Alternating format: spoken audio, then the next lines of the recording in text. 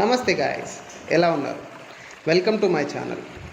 ఈరోజు మనం మా విలేజ్లో ఉండే తేనె తొట్టిని తీయడానికి వెళ్తున్నాం.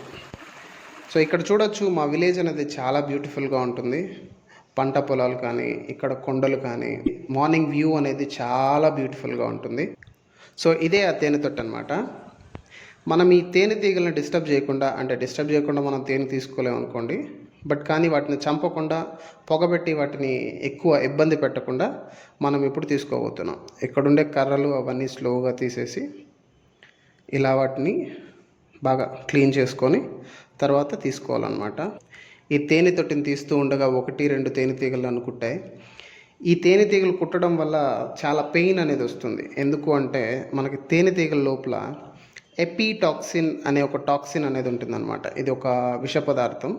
ఈ ఎపిటాక్సిన్లో ఎక్కువ మోతాదులో మెలటిన్ అనే కంటెంట్ ఉంటుందన్నమాట.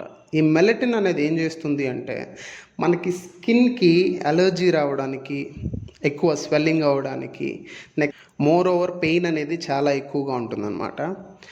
బట్ కానీ సేమ్ టాక్సిన్, ఈ విష పదార్థాన్ని యూజ్ చేసి ఒక థెరపీ చేస్తారని మీకు తెలుసా? ఆ థెరపీ పేరే ఎపిథెరపీ.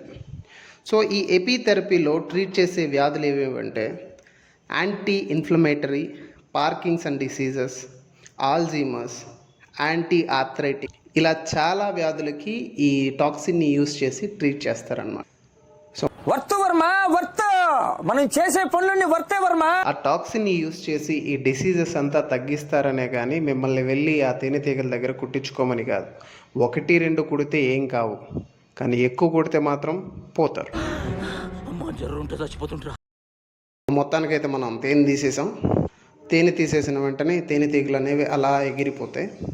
సో ఇవి అలా ఎగిరిపోయి వేరే చోట ఎక్కడైనా పెడతాయన్నమాట. ఈ వీడియో నచ్చినట్లయితే మా ఛానల్ని సబ్స్క్రైబ్ చేసుకోండి. ఈ వీడియోని లైక్ చేయండి, షేర్ చేయండి, కామెంట్ చేయండి. ఆ గంట బటన్ గట్టిగా కొట్టండి.